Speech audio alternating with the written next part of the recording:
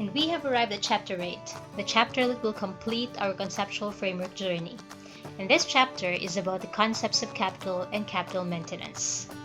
Before we start, do you know that this is the only chapter that has been carried forward from the original 1989 manuscript with no revisions?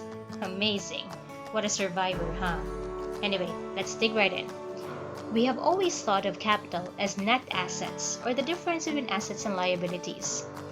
This is called the financial concept of capital, and most entities have been using this when they prepare their financial statements.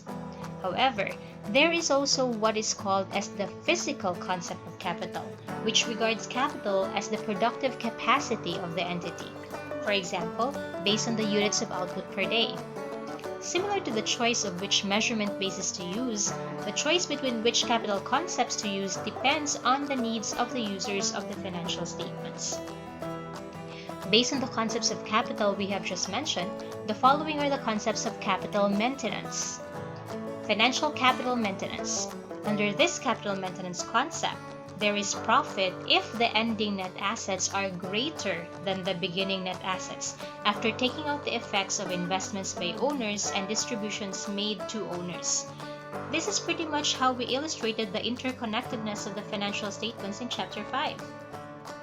Physical capital maintenance.